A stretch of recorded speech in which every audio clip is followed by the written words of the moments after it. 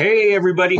Thanks for joining us today when we take a look at how you can leverage data models to accelerate and ensure your success with your modern data platform. Really, what we're going to talk about today is data modeling essentials for Couchbase. So when you look at the state of business today, and none of this is really going to be news to you, but really wanted to just set the groundwork. The companies know they need to change. There's lots of pressures that are going on. It's digital transformation. It's reaction to the pandemic. It's looking to move to the cloud and modernize your data architecture and your data capability. A lot of other things too, though. Lots of data coming in, lots of new compliance regulations that we have to get in line with. And at the end of the day, we're really trying to democratize data to put data in the hands of the people that can really bring value to the business. The challenge is that it's just not that simple. If it was, we would have already fixed everything and everything would be good. So, the reality is that most organizations, 95% of them have 10 different types of data, 6 different types of data across 10 different types of technologies. They're in some state of being in a hybrid, cloud and on-premise environment. And the reality is that the people that are using the data are still spending way too much time trying to figure out what data they have, where it is, and what it really means. So is it the right stuff, that we should be delivering to the business? And the reason behind that is 50% of organizations still don't have literacy skills around their data where people can really, in a self-service type of way, make the right decisions about the data to use. So these are the challenges and the realities that we're all facing as you guys are moving to and really looking to transform your business using Couchbase. So the question then comes, what does data modeling really mean? Because there's been a lot of discussion, especially with NoSQL databases. They're considered to be schema-less. Where does data modeling fit in? Data modeling is perceived as a technology that's there to design traditional relational databases. Well, the reality is that if you're doing data modeling right, and if you have the right, processes and tooling behind that, it's really about bringing you into these modern database environments, enabling you to leverage these new design techniques, enabling you to engineer those databases from models in the way that you've traditionally done that. Data modeling is a great way to bring design processes in and standardize those into the DevOps process. And probably most importantly, because of the visual nature and the way that you have a different view of your data in the data model for every different stakeholder, it's a very strong capability to allow you to really increase the literacy of all of your stakeholders around the data that they have, how it's used, how it's comprised, how it relates to the business, so that you have consistency. It's easy for people to understand and recognize what it is that they need from that data and if it's the right data that they're using. So let's kind of, address the elephant in the room. Again, a lot of people perceive that there's no role for data modeling in this new environment. You can just ingest documents into Couchbase and it's there. But the reality is that it may be a different design paradigm, but there is a structure. And you need to be able to articulate that structure both to your technical folks on the IT side that are going to be developing applications around that data, managing that data through its life cycle, as well as the business stakeholders that need to understand what data they have and what state it's in at the point that they want to use it. So when we look at these paradigms, you need to be able to support both to be really successful. Relational design, it's all about capturing what it is that you want to store, making sure that you're optimizing that storage as well as the integrity of the relationships between that. Great for a logical model, great for understanding. It's a very natural approach with entities, attributes, and relationships. But it does not bode well in the physical world in terms of it does lead to complex queries and in a lot of cases, poor performance, or at least performance that's not going to meet the needs that you're looking for in this modern world. NoSQL document design, it's really about how we query the data.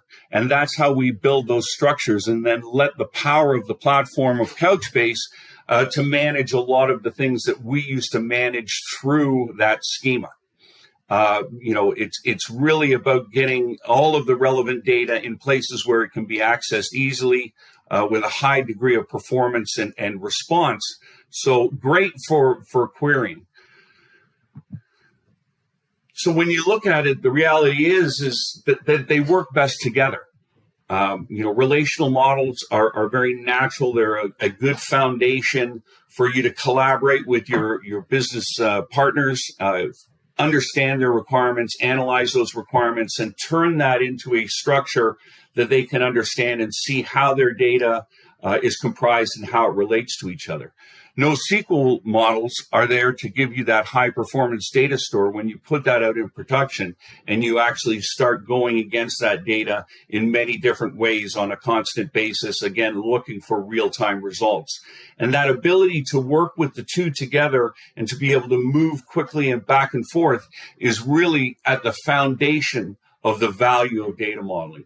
But the reality is, while they work best together, data modeling is much more than design, right? When you look at where the data model sits and the roles that it can play, there's a lot of power in that beyond just designing a database and generating it out, which is absolutely at the foundation. We can do a good design. We can turn it into something that's appropriate for the platform, and we can take away a lot of the manual tasks through automation, where we start to generate out all the code and actually deploy those databases directly from the model. But when you look at it, there's a lot that goes into data models if you're doing it right.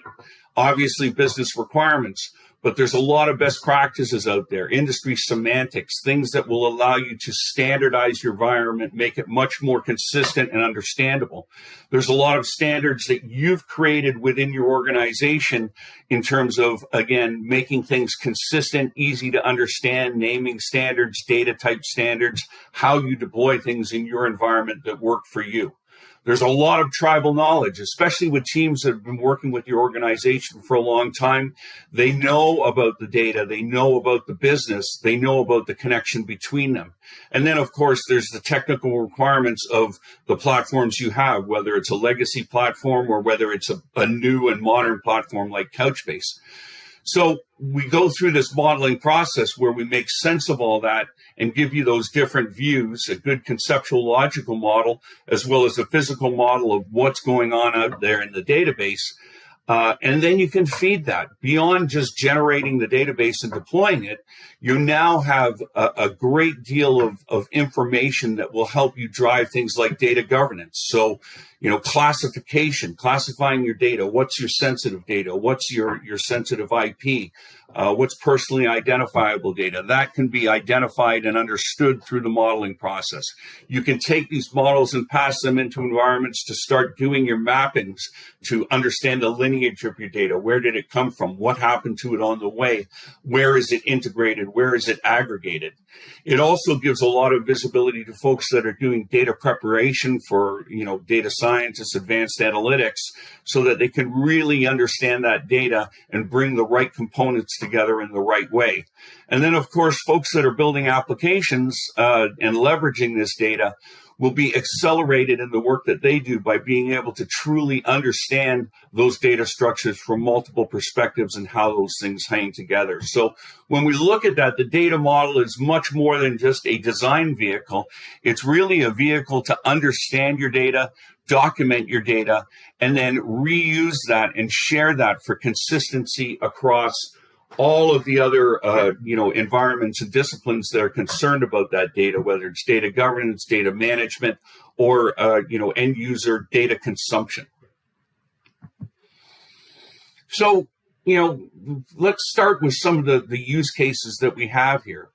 It's not a well-known fact, but, and primarily because a lot of the data modeling technologies out there don't do a good job of supporting both environments at the same time.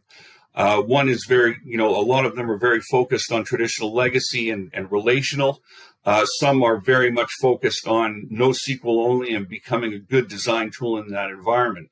But if you do it right and you get the right technology, you can actually leverage the data modeling tool to start migrating those schemas and databases into this new environment with a high degree of integrity. So being able to document that legacy schema by reverse engineering it into a model and then retargeting that, pointing it to the new environment, and having the technology do a lot of the heavy lifting, the denormalization, so that you can retarget that to a Couchbase and then redeploy that using forward engineering. So right there in and itself, being able to lift what you had, what you've put a lot of effort, time, and knowledge into building and that has been serving the business over this time, can be lifted and redeployed with a high degree of integrity, obviously reducing risks and getting you to the point of starting to work in that environment much quicker.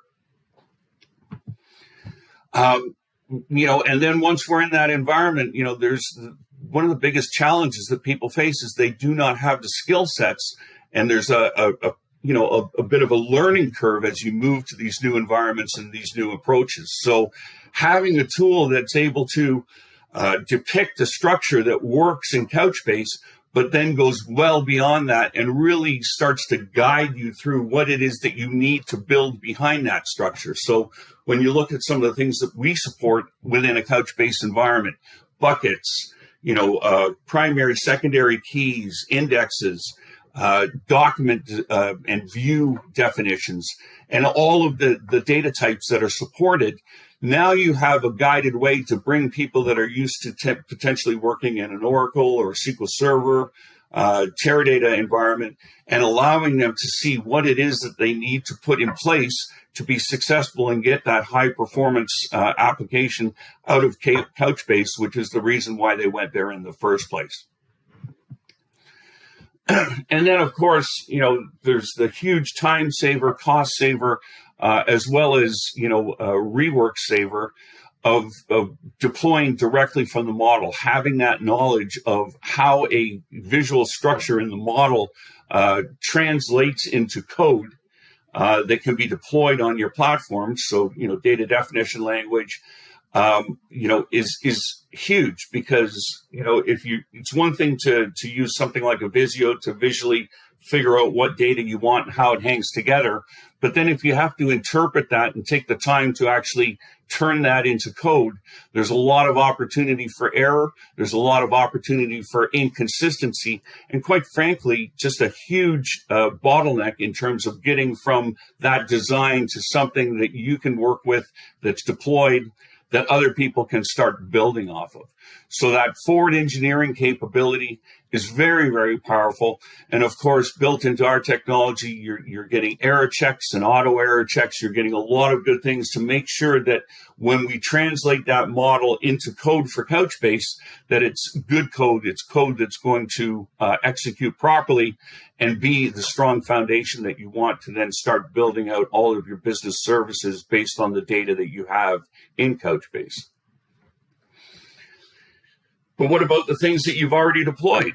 Well, there's a role for the model in that as well. And this is huge because you really want to be able to, leverage that visualization, break down the complexity, and start communicating to all of those different stakeholders. So, again, data modeling, you can auto document what you have out there already, even though there may be no model that was used to deploy it.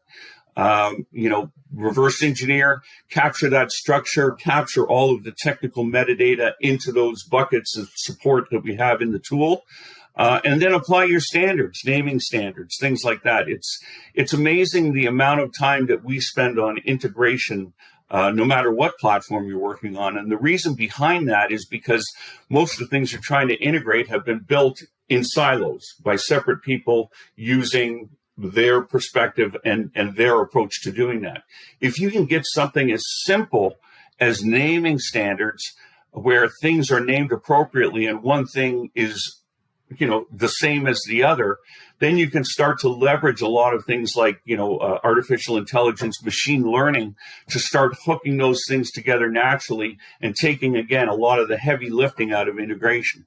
It also enables you to visualize those structures and see that structure in a detailed technical way if you're on the IT side of the house, but also understand what data is in a specific collection that you have in Couchbase for business people. And you can build that business on context on top, because once you've reverse engineered, you can then automatically create a corresponding logical model that will give that strong business perspective to what you have in Couchbase. So, if you've built things already, it doesn't mean that modeling is out of the picture. Actually, it's actually becomes a very powerful vehicle to document and then use that as the foundation for development and maintenance going forward, which is really driving more efficiency into your design, your development, and your DevOps processes. Once you have the model, and we talk about, that model is not a sort of one and done throwaway type of thing. It is the foundation and can be the foundation of all of your development moving forward. You need to be able to make sure that what you're working on in the model really represents what's going on out in the world. So being able to compare and sync models and databases will give you, again, a huge head start in understanding what's new, what's coming down the pipe, what are we working on to improve that specific system. What's happened out in that world that we didn't hear about, because the reality is that people do change things. They need to change things for production reasons to make things work better, and not always through the model. So you need to understand what other people are doing. So being able to compare and sync and do that side by side. Here's my model of what I'm working on in development, and here's the model of what's actually out there in production. Understand if there's differences, communicate those differences, get up front and early, in a really, early and accelerated way, assess the impact of change that you're thinking about, use that as a vehicle to communicate change to all the folks that need to know what's coming down the pipe. And then, of course, generate the alters that are required to make the adjustments to the actual instance that the model represents. So when we forward engineer, it's not just forward engineering new schema and redoing the whole thing again. It's really about iteratively being able to change that schema with the least amount of impact to, business service and production windows that are out there. So very, very powerful capability, and very, very important in terms of maintaining that model and making sure that that model is an accurate source of the truth, so that you have a high degree of confidence to use that to be more effective and more efficient in moving your systems forward as new requirements come up. Then there's the concept of collaboration, right? No longer are the days are we sitting in that waterfall world where we go through very defined steps of the development process. It just doesn't match to how we want to do things in the world today, the way business requirements are coming in, the way that business moves. So you really need to be much more agile. And, agile has a number of aspects to it. It's about understanding and making sure you're working with the right thing, because, again, if you're working with the wrong thing and then you have to go back and start again, that's not good.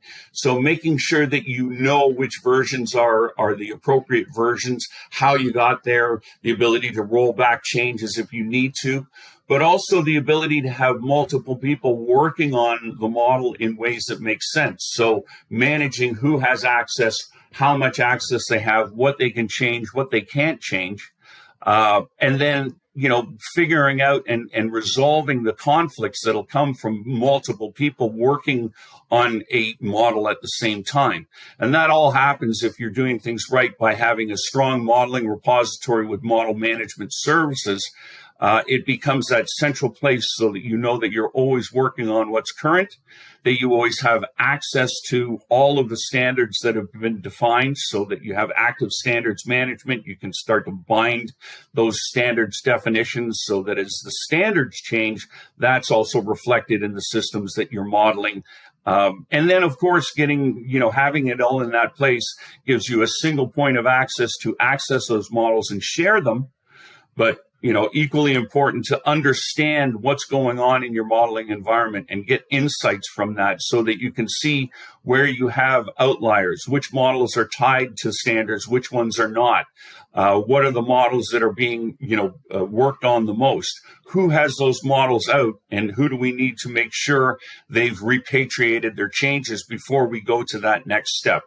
All of this gives you the capability to be much more efficient and agile in your modeling, but also giving you that foundation to then start to share that out to the rest of the organization, as we saw in the earlier slide, with a high degree of certainty that you're providing that single source of the truth, because you're actually governing that modeling life cycle.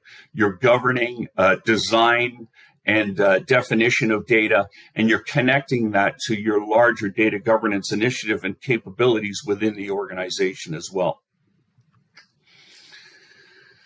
Semantics, this is getting, it's always been there. I've been in the data modeling business for a good part of my career, both on the vendor side as well as an end user building, data warehouses and things like that.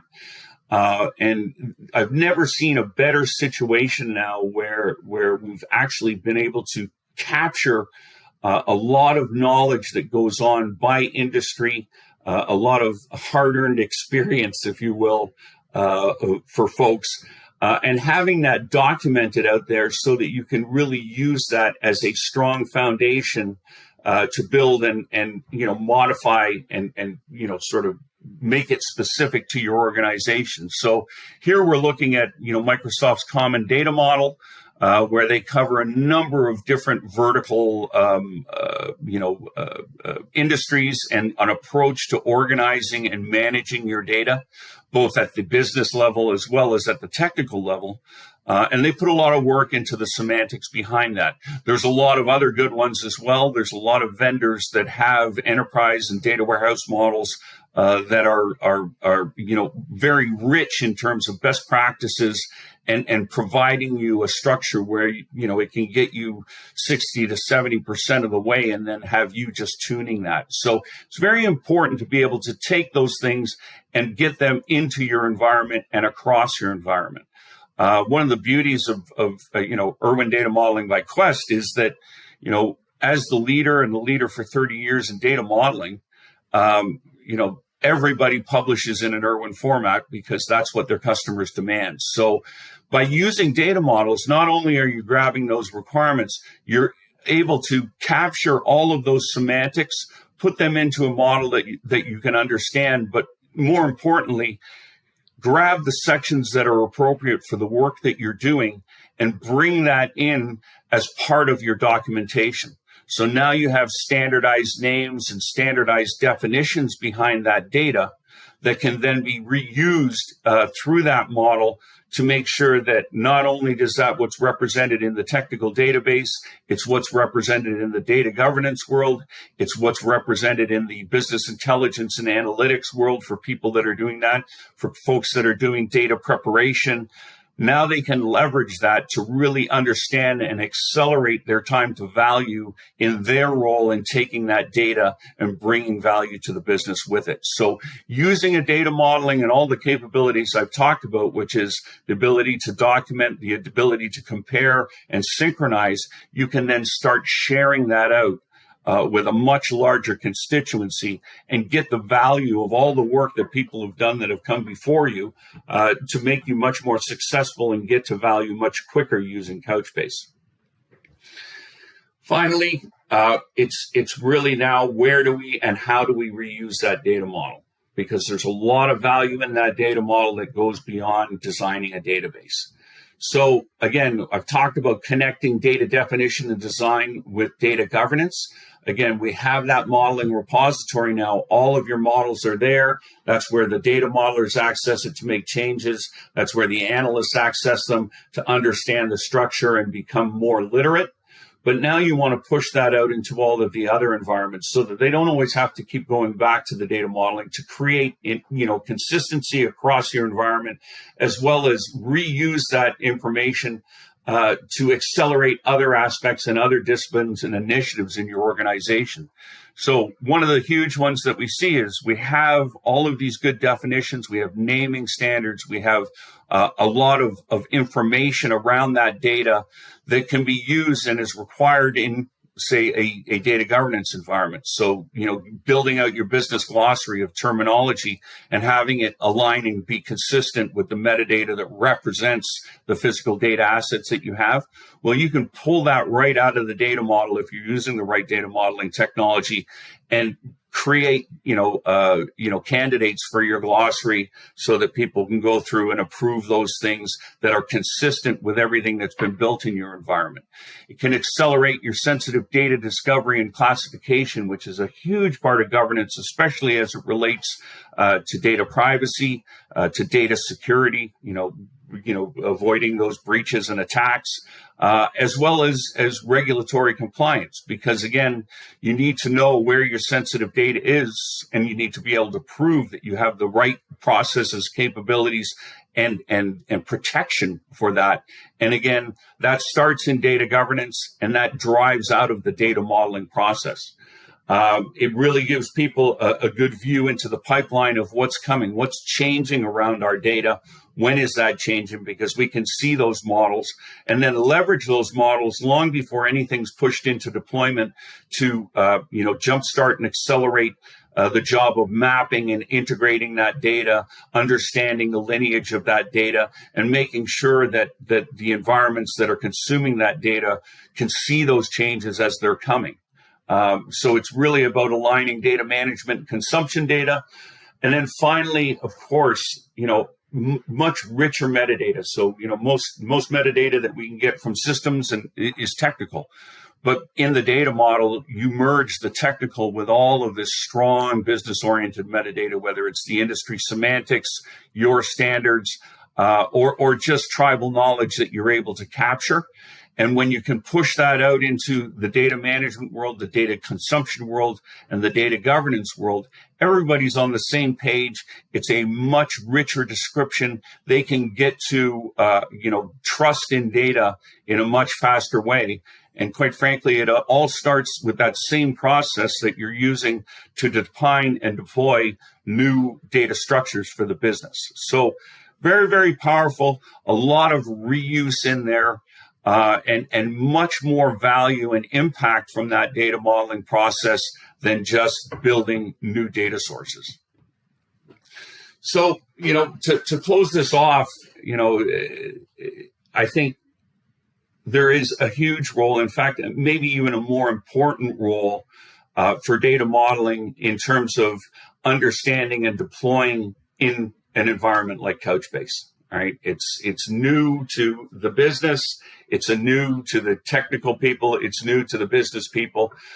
Being able to do that in a managed way that's been proven to take requirements, to take analysis, turn that into a well-aligned business data structure, and then turning that into a high-performing technical data structure to support the business is very important. But as you are deploying Couchbase in this modern data world to meet all of the challenges that are facing your business today, it goes well beyond that if you want to be successful with Couchbase. You have to be able to provide that visibility to everybody. So, increasing stakeholder literacy, reducing data preparation times, easing downstream integration and aggregation, and making sure that everything you deploy into the environment is part of that governance, compliance, and risk mitigation, framework that you need to put in place in today's environment.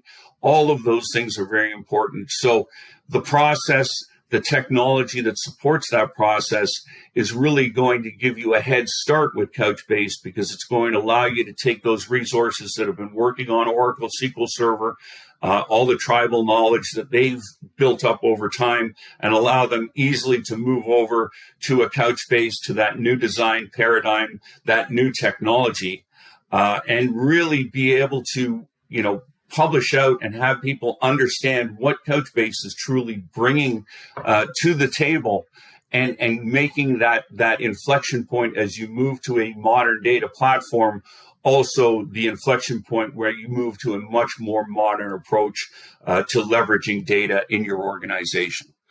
So with that, I would say thank you so much for your time. I hope this has been very, very helpful. Come visit us at the Quest booth. I'll be there all day. I would love to talk to you about data modeling, as well as a lot of our other data empowerment solutions that can help you be much more successful with Couchbase, and really get the results and the ROI that you want, and the impact on the business that you need. Thanks. Have a great day.